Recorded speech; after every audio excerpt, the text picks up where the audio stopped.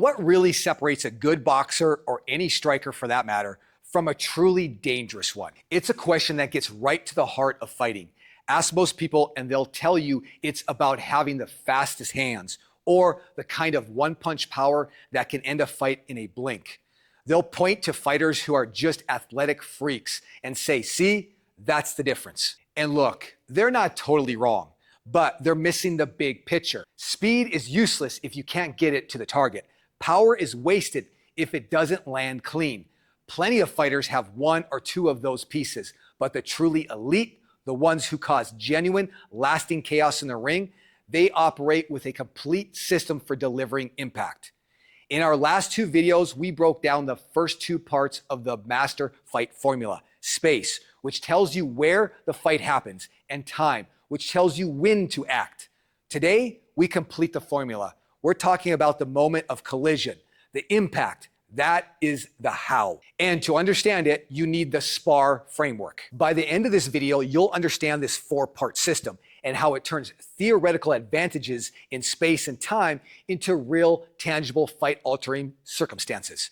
This is what separates the fighter who just scores points from the one who breaks opponents. First up, the S in S.P.A.R stands for speed. But we're not just talking about how fast you can hit the pads. The speed that actually matters in a fight is delivery speed. It's how fast you can close the gap, moving from the world of feints and footwork into the collision zone to land a shot. You can have the quickest hands in the gym, but if your feet are stuck in mud or you signal every move you make, that hand speed means nothing. The target's gone before your punch is even halfway there. A dangerous fighter understands that speed is layered. It's the speed of the jab, sure, but it's also the speed of the footwork that gets the jab in range.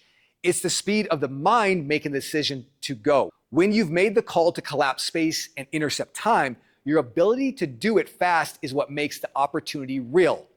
Speed is the engine. It's what turns a plan in your brain into a reality your opponent feels. Speed gets you to the door. Now, you need something to deliver. That's P for power. Think about power like you're delivering a package of energy to your opponent. That delivery only counts if the package arrives with force. A little tap isn't a delivery. A punch that scrapes a shoulder or gets half blocked doesn't count either. Power is the transfer of your mass and momentum into a target. This is why some fighters are known for heavy hands. It's not just muscle, it's the kinetic chain, that seamless link from floor to fist that packs every ounce of energy into the shot. When it lands, it doesn't just sting, it thuds. The most devastating power isn't always a wild haymaker. It's often the short, tight, perfectly timed shot you never saw coming. Power combined with speed becomes venomous. Speed makes sure it gets there. Power makes sure its arrival matters. But a heavy package isn't enough on its own. If you leave it on the wrong porch, the delivery is a failure. This brings us to A for accuracy. Where you put that power matters just as much as how much power you have. Power without accuracy is just noise. A dangerous fighter is a sniper. The human body isn't one big target. It's a map of small, specific, vulnerable points. The temple, the point of the chin, the solar plex, the floating ribs, the liver. Hitting any one of these has a dramatically better result than landing the same punch on a forehead or chest. Accuracy is also precision in timing. A good fighter throws hard. A dangerous fighter throws smart. This brings us to the final and most important letter, R for rattle. Rattle is the true measure of a dangerous fighter. Rattle exists on 4 layers. Physical rattle, wrecking your opponent's balance and structure. In boxing, that might be a stiff arm frame to break their rhythm, their hip to pivot off of and create a new angle. In the clinch, breaking their posture, pulling their head down, making them carry your weight.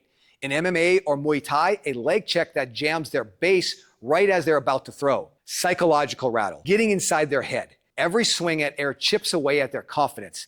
Every feint that makes them flinch shatters their composure. Break their rhythm and you mess with their internal clock. They start second guessing everything and fighting your fight instead of theirs. Physiological rattle, real tangible damage that physically stops a fighter. The liver shot is the most infamous example. A clean hook to the liver can send a shock wave through the nervous system, causing an involuntary shutdown. The mind is willing, the body says no. And finally, a fourth, much elusive layer. I call it the philosophical rattle. This isn't something you can drill. It's the result of a certain kind of impact. from a certain kind of fighter that feels like it goes beyond the body. This is what people mean by hands of stone, fighters like George Foreman or Ernie Shavers. That's the kind of power you can only take once or twice before you start looking for a way out. So there you have it, speed, power, accuracy, and rattle, the S.P.A.R framework. It's the final piece that completes our fight formula. We started with space, understanding where you need to be, then time, understanding when to act, and now with S.P.A.R, you understand how to act in that moment of impact. You use speed to make the opportunity real. You deliver power generated from the floor. You apply it with surgical accuracy to the most vulnerable targets, and the result is Rattle. This is a system that separates the good from the dangerous. It's the difference between touching an opponent and breaking them. If this framework helped you see fighting in a new light, hit that like button and make sure you're subscribed to Level 8 Martial Arts and Fitness. Thanks for watching.